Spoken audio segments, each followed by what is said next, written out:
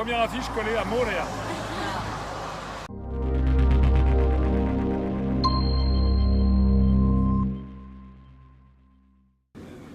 Moi, je pense que dans le XXIe siècle, je le disais tout à l'heure, c'est vraiment une pensée profonde. Enfin, c'est pas une hypocrisie. C'est que je pense que les peuples ont besoin à la fois d'être dans la modernité, mais de se rappeler leurs origines. Un hôtel de 120 chambres à Bora Bora ou à Tetiaroa. De 36 chambres à Bora Bora. À 3 000 $ la nuit, c'est aussi pour lever le milliardaire comme il C'est vrai, mais d'abord je vous ai dit tout à l'heure que moi je pense qu'il faudrait aller à un tourisme un petit peu différent aussi en parallèle. Yaorana. Donc je suis très content et honoré d'avoir traversé la planète, 21 heures de vol, je crois, à peu près, pour trouver une assemblée avec du monde, pour ce mouvement politique que j'ai créé il y a 11 ans. Juste, Jérôme Gazur, sur le fait de doper la commande publique, de relancer les investissements publics pour permettre est-ce que c'est ça qu'il faut pour l'économie de la Polynésie? Non, je pense pas. Quand quelqu'un a faim, on a deux solutions. Soit on lui donne un poisson, soit on lui donne une canne à pêche et on l'apprend à pêcher. Moi, je pense que de développer encore la commande publique, parce qu'elle est déjà à un niveau très élevé chez nous, la développer encore, c'est plutôt donner un poisson que de donner une canne à pêche. Ici, nous visitons le marae de Arau, qui est donc à Tahiti, à 25-30 km de Papeete. C'est un marae, c'est-à-dire un temple des religions avant l'arrivée des Occidentaux. L'enceinte est sacrée à travers ce mur en pierre volcanique qui sont taillés non pas avec des objets en métal mais des objets d'autres pierres. On voit au centre une pierre dressée assez petite qui est la pierre sacrificielle, puisque dans ces marae avaient lieu des sacrifices humains. Les sacrifices humains, d'ailleurs, les victimes, soit des hommes, soit des bêtes, étaient exposées sur la plateforme que l'on voit là-bas, à gauche. Et on a des gravures qui remontent au temps du voyage du capitaine Cook, donc vers les années 1768-1770, où l'on voit justement des marais en fonctionnement, si j'ose dire, avec des victimes et puis des crânes humains ou des os de bêtes en dessous. Voilà. Ces marais ont été abandonnés au XIXe siècle, notamment lorsque l'île de Tahiti a embrassé le christianisme après plusieurs années de prosélytisme de la part des missionnaires de la Société de Londres, la London Missionary Society. C'est en décembre 1815 qu'il y a eu donc un abandon généralisé en quelques jours des religions anciennes. Donc à partir de décembre 1815, et dans toutes les années qui ont suivi, eh bien, il y a eu l'abandon des religions traditionnelles, notamment du dieu Oro, qui était le dieu suprême. Et tous ces marae ont été saccagés par certains missionnaires ou sont tombés tout simplement dans l'oubli. Voilà. Et c'est depuis environ une dizaine d'années que le gouvernement du territoire de la Polynésie française a décidé de les restaurer, comme ici, pour en faire des lieux touristiques, pour un tourisme culturel qui est certainement l'un des atouts essentiels de la Polynésie française. Allez, viens. Voilà. Une nouvelle adhérente. Une nouvelle adhérente. Tiens le silo. C'est quoi le challenge? Des tiaris. On a une future adhérente. Ça y est, c'est fait. Voilà. Une nouvelle adhérente.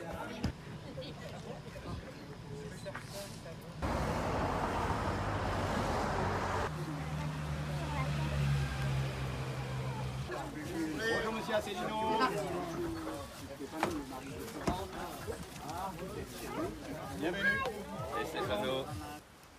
Depuis que vous êtes mis devant la télé, je pense que beaucoup de métros comprendront pourquoi nous, Polynésiens, nous soutenons Jérôme. C'est justement parce que les politiciens qui nous ont gouvernés depuis plus de 30 ans, les Maoris, les locaux ont été blessés. Jusqu'à encore aujourd'hui, ils sont en train de gémir à cause de toutes ces blessures qu'ils ont vécues et jusqu'à aujourd'hui. Et je pense, au travers de ce que nous proposons à notre population, je pense qu'aujourd'hui, demain, cette Polynésie retrouvera sa dignité et son bonheur. Ouais.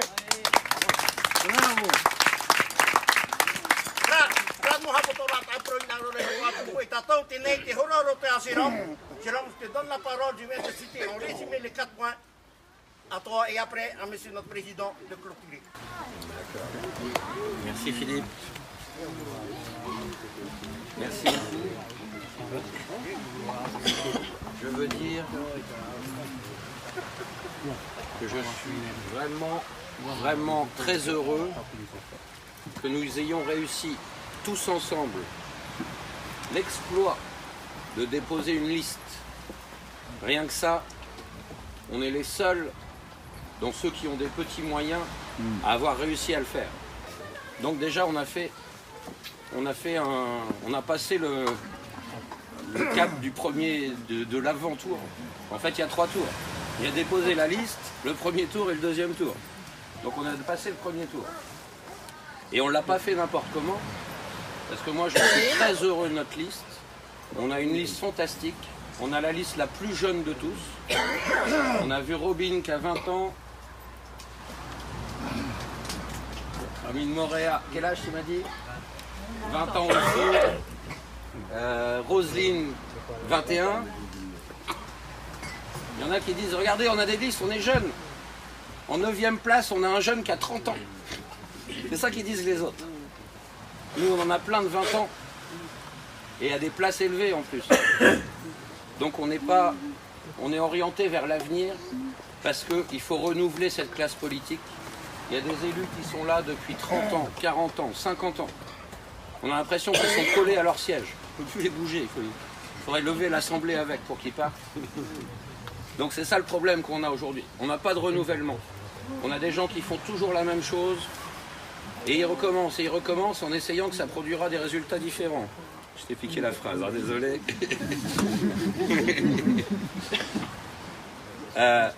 Donc nous, on apporte le changement avec cette liste qui est magnifique.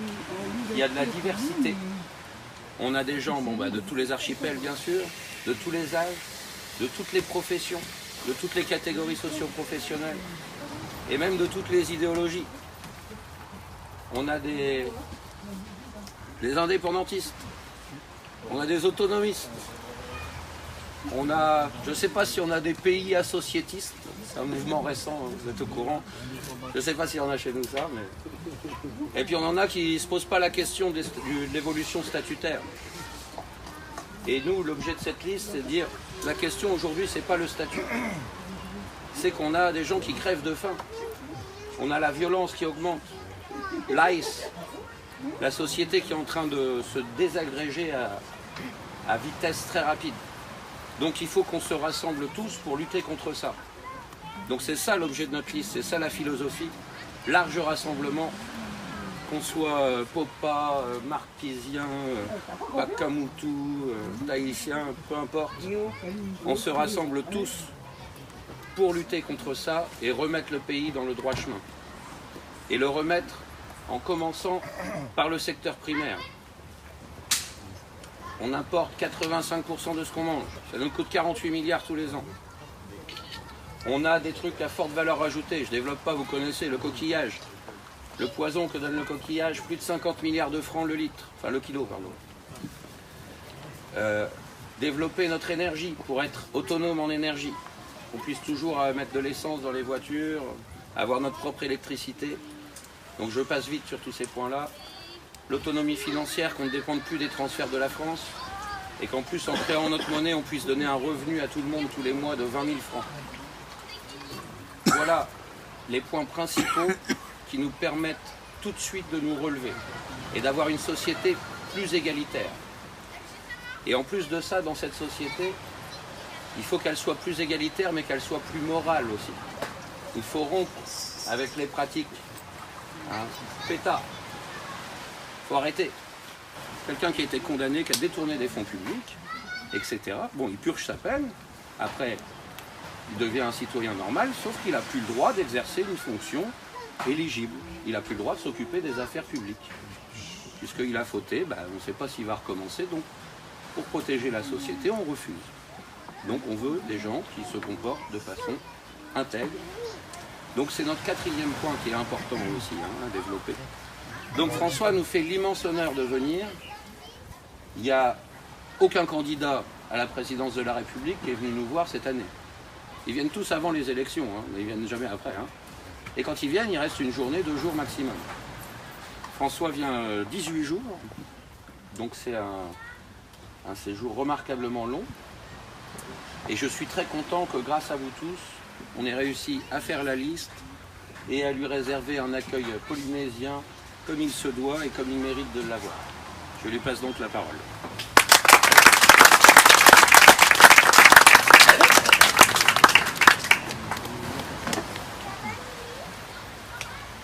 Yaorana.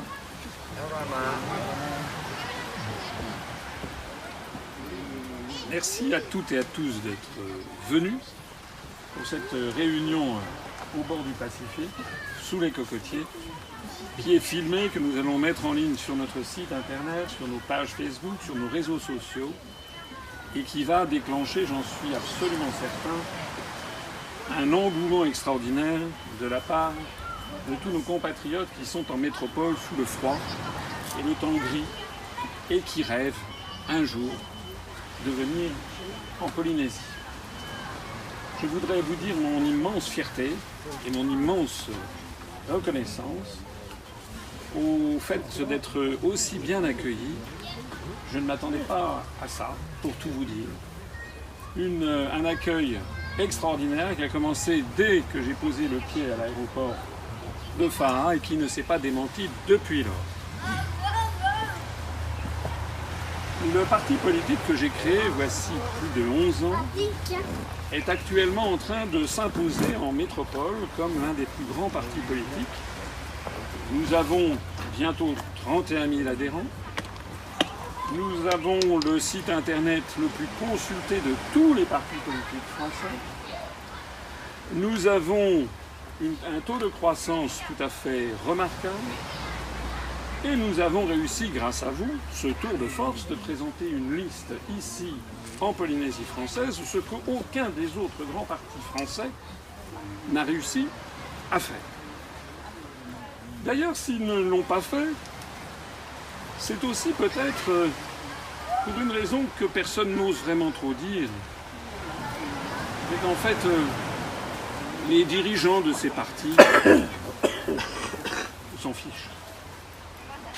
En réalité, nous sommes dans un mouvement en France de dirigeants qui ont décidé de se faire une raison de brader la République française et qui se sont fait une raison finalement de brader l'outre-mer français. Je m'adresse ici, ne croyez pas, éventuellement à des indépendantistes, ne croyez pas que vous vous heurtez à des gens qui voudraient maintenir coûte que coûte la Polynésie dans la République. Au contraire. Regardez actuellement ce qui se passe en Guyane. Regardez ce qui se passe à Mayotte.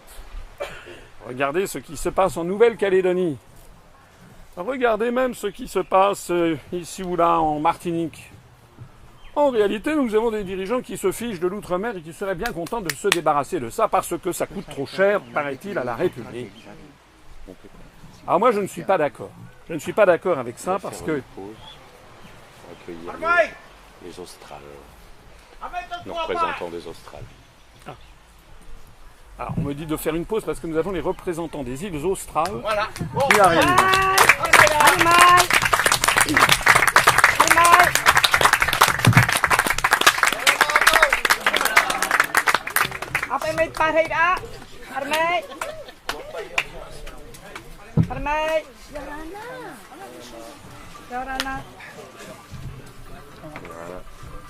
La tête de liste des Australes.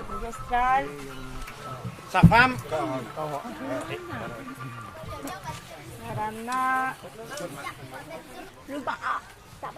Donc ce que je suis venu vous dire aussi ici, par ma présence et par l'existence de cette liste, c'est qu'il y a beaucoup de Français en France qui n'admettent pas cette situation, qui n'admettent pas que l'on brade en réalité l'outre-mer français, que l'on brade d'ailleurs la République française parce que ça va de pair, que l'on veuille fusionner la France dans des espèces d'États-Unis, d'Europe qui seraient sous domination américaine, où tout le monde parlerait bientôt l'américain, et où on serait complètement aligné sur la diplomatie et l'armée américaine. On le voit d'ailleurs dans les conflits qui se préfigurent vis-à-vis de la Russie notamment. Alors la meilleure façon de le dire, c'était de venir ici. Je suis déjà venu quand j'étais étudiant, j'ose pas dire quand, c'était il y a 36 ans. J'étais venu à Tahiti, à Moorea, à Raiatea, Taha, Waine, Bora Bora et Mopiti. Je reviens ici, j'ai tenu à passer du temps parce que il ne faut pas traiter les gens par-dessous la jambe quand on fait de la politique. Il faut s'intéresser vraiment aux gens. Il faut vraiment s'intéresser au peuple français dans toute sa diversité. Ce qui est remarquable dans cette liste, c'est que c'est une liste d'une extraordinaire diversité, qui reflète bien la société qui est devenue la Polynésie française. Dans le fait de s'intéresser aux gens, il y a aussi du respect. Respecter les peuples à qui on a affaire. Je l'ai déjà dit, le peuple polynésien est un des plus grands peuples du monde. Il a réussi quelque chose d'extraordinaire en 2000 ans, c'est de conquérir le plus grand océan sans boussole, uniquement par son génie propre. Il n'y a aucun peuple qui a réussi à ça. Il a fallu attendre la fin du XVIIIe siècle pour que les Occidentaux, avec Wallis, Bougainville et Cook, puissent arriver à égaler un petit peu cet exploit. Moi, lorsque je viens dans un pays, et comme ici, je m'intéresse toujours à l'étymologie. Je suis content de ce que nous a dit tout à l'heure Philippe sur l'étymologie du lieu où nous nous trouvons, qui est un peu un début. C'est ici peut-être que débute l'essor de l'Union polynésienne républicaine, qui est la variante de l'UPR en Polynésie. C'est peut-être ici que tout commence. J'ai d'ailleurs une question à vous poser, je ne sais pas. J'ai lu que Pomaré, ça voulait dire la toux nocturne. Voilà, c'est vrai? Le roi Pomaré, paraît-il, avait eu avant, il s'appelait autrement. Il s'appelait Otto, je crois. Et c'est la toux nocturne. On m'a dit hier, je parlais avec un Polynésien qui m'expliquait que le passé, c'est les yeux devant, c'est ça? C'est ce qui est devant les yeux. Moi, je m'intéresse beaucoup à ça, je m'intéresse beaucoup à l'art, à la civilisation polynésienne. D'ailleurs, on s'est arrêté en venant au marae de Araurau. On s'est arrêté également à la grotte de Mahava. Je me rappelle quand j'étais venu étudiant, en 1982, j'étais allé à Raiatea et j'avais voulu aller voir le marae de Taputa Poatea. Parce que j'avais lu dans des ouvrages savants que c'était le centre de la civilisation maori. Mais à l'époque, il n'y avait rien qui était organisé. Il avait fallu que j'aille sac à dos, puis j'avais quelqu'un qui m'avait pris en stop pour m'emmener, qui était très surpris, un habitant de Hutuloa, qui était très surpris. Il m'a dit, vous connaissez le marae de Taputa Poatea? J'ai dit, ben oui, je crois que savoir que c'est de là qu'a commencé la conquête, en fait, de la Polynésie. Et c'est un lieu de souvenir tout à fait extraordinaire. Donc je voudrais vous le dire, parce que vous avez affaire souvent à des dirigeants politiques français, métropolitains, qui en fait se fichent éperdument de ce que peut être le peuple polynésien, ou le peuple guyanais, ou la Réunion. Il faut comprendre les gens dans leur profondeur, afin de les respecter et afin de poursuivre notre chemin ensemble. Je suis convaincu que l'avenir de la Polynésie passe d'abord par un approfondissement du pouvoir donné à l'autonomie. Il y a beaucoup de pouvoirs qui ont été donnés aux autorités polynésiennes qui ne sont pas encore tout à fait exploités d'ailleurs. Et la liste qui est conduite par Jérôme et qui rassemble beaucoup d'entre vous insiste sur cette autonomie, une autonomie encore à conquérir. Ça n'est pas normal que 85% de ce que l'on consomme ici soit importé. Lorsqu'on lit les récits de voyage de Bougainville ou de Cook, on nous présente une espèce de jardin paradisiaque où tout pousse, il suffit de tendre la main pour manger. Comment se fait-il que 85% désormais de la nourriture soit importée? D'où le programme très précis qui consiste à développer une forme d'agriculture respectueuse à la fois des traditions et du climat et du sol, afin de développer l'autonomie alimentaire. D'où également la nécessité d'avoir une autonomie énergétique. Parce que si on dit qu'on est autonome et qu'en fait on importe tout de l'étranger, on n'est pas autonome du tout. D'ailleurs, c'est quelque chose que je m'applique aussi à notre mouvement, puisque je précise que notre mouvement politique à 0 € d'emprunt bancaire.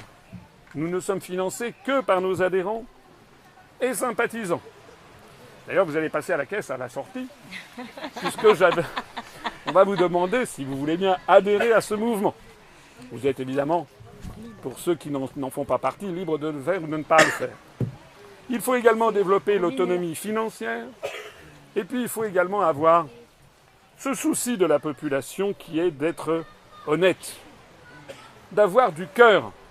Alors c'est Mafatou, je crois, en polynésien. Je ne le dirai pas en japonais, parce que je l'ai dit hier en japonais, et Il y a des enfants. j'ai eu un souci, parce que le mot cœur en japonais donne quelque chose de tout à fait différent en polynésien et d'assez gênant. Donc, je viens ici avec du cœur, avec de la bonne volonté, avec de la fierté, de constater que la liste qui s'est constituée est en fait une parfaite illustration de ce que nous faisons en France, avec des candidats qui ont un casier judiciaire vierge, avec un programme qui est précis, qui n'est pas là pour manipuler. Nous n'avons pas des promesses en l'air et qui en fait se concrétisent après sur rien. Nous proposons le référendum d'initiative populaire. Et sur cette liste, par exemple, il y a des grands projets structurants d'investissement pour le territoire, pour le Fénois. Par exemple, un projet d'aéroport international aux Marquises, qui permettrait de désenclaver les Marquises. Par exemple, le fameux projet de village polynésien. Par exemple, le projet de route transversale. Je vois qu'il y a beaucoup de projets qui sont sortis, mais moi je pense qu'il faudrait demander aux Polynésiens, aux habitants de Tahiti, est-ce qu'ils sont d'accord ou pas d'accord avec ce projet. Ça aussi, c'est la démocratie. Démocratie, c'est le pouvoir du peuple. Nous avons un souci d'éthique. Nous avons un souci de respect des électeurs. Et je terminerai ici mon propos, parce que nous avons tous faim. Je voudrais quand même dire quelque chose qui est préoccupant. C'est que, Jérôme l'a dit tout à l'heure, il y a une augmentation de la délinquance, il y a une perte d'un certain nombre de valeurs, il y a le poison du chômage et le poison de tout ce qui est les psychotropes ou les drogues qui arrivent ici pour pourrir la jeunesse. Il y a aussi le drame de l'exode rural avec des îles qui se dépeuplent. Il faut lutter contre tout cela, mais le drame peut-être qui résume tout ça, c'est que beaucoup de gens ne croient plus dans la politique. Ils pensent que en fait, les responsables politiques sont tous plus ou moins corrompus, qui font de la politique d'abord pour s'en mettre plein les poches. Alors je ne voudrais pas me donner en exemple, mais tous ceux qui me connaissent savent que depuis 11 ans, j'ai parcouru la France et l'outre-mer, et que j'ai créé un parti politique sans aucun soutien médiatique, sans aucun soutien bancaire, sans aucun soutien d'un grand parti politique, pour essayer de redresser, d'appeler tous les Français, quels qu'ils soient, à redresser notre pays, à redonner à la politique sa noblesse. Parce que la politique, c'est pas une chose sale, normalement c'est une chose noble. Il s'agit de définir ensemble et de travailler ensemble à l'avenir, non seulement de nous-mêmes, mais de nos enfants, de nos petits-enfants. Un politicien, un politicard, c'est quelqu'un qui pense à la prochaine élection. Un homme d'État, c'est quelqu'un qui pense à la prochaine génération. C'est toute la différence entre cette liste ici présentée et je pense beaucoup des autres listes qui font des programmes vaseux et qui surtout, on voit ce qui s'est passé depuis 40 ans, ils n'ont en fait pas un bilan qui est particulièrement reluisant. Je voudrais m'arrêter ici en vous invitant à essayer de lutter contre l'abstention. Parce que le drame, c'est l'abstention. Parce que je sais bien qu'il y a des gens qui vont voter pour la liste de Gaston, ou pour la liste de Édouard, ou pour la liste de Oscar, etc., etc., parce que c'est comme ça, parce qu'ils ne réfléchissent pas vraiment, parce qu'ils l'ont toujours fait. Mais moi je dis, attention, nous sommes au XXIe siècle. Quand vous allez aller dans l'isoloir, personne ne sera là pour voir quel est le bulletin que vous allez mettre. Et si les jeunes se détournent de la politique, c'est peut-être justement parce qu'ils en ont assez, sans oser le formuler, de ce système où l'appartenance à une famille ou à une tradition fait que le jeu politique est verrouillé. C'est donc la raison pour laquelle j'insiste sur la nécessité d'aller voir tout autour de vous, vos collègues de travail, vos amis, vos collègues, et leur dire cette phrase que Jérôme m'a piquée, donc je vais la reprendre quand même. La folie consiste à faire encore et encore la même chose et à en attendre des résultats différents. Si les Polynésiens continuent à voter comme ils l'ont fait il y a 5 ans, reprenez les professions de foi d'il y a 5 ans, le constat était le même. Reprenez le constat il y a 10 ans, c'était le même. Si vous voulez vraiment que ça change, votez pour la liste Dignité Bonheur de l'Union polynésienne républicaine. Et je terminerai en vous disant également autre chose. C'est qu'il y a beaucoup de gens en France métropolitaine qui nous regardent. Dès que nous mettons une vidéo en ligne, avec Fabien qui est ici, qui fait un travail remarquable derrière les coulisses, dès que nous mettons en ligne une vidéo, nous avons tout de suite 1000, 2000, 5000, 10 000, 20 000, 30 000, 50 000 personnes en France et à l'étranger qui immédiatement vont voir et qui aiment et qui apprécient tout le travail que nous faisons. Ne doutez pas que si vous envoyez à l'Assemblée territoriale de Polynésie une liste UPR, ça aura un impact non seulement sur votre vie quotidienne, mais ça aura un impact sur la France entière parce que notre résultat fera sensation en métropole. Et beaucoup de gens qui nous regardent en disant c'est formidable, mais ils arriveront à rien parce qu'ils sont petits. Ben non, nous ne sommes pas petits, nous sommes grands par notre dignité, nous sommes grands par notre éthique et nous sommes grands par la volonté de vous donner le bonheur à toutes et à tous. Merci beaucoup.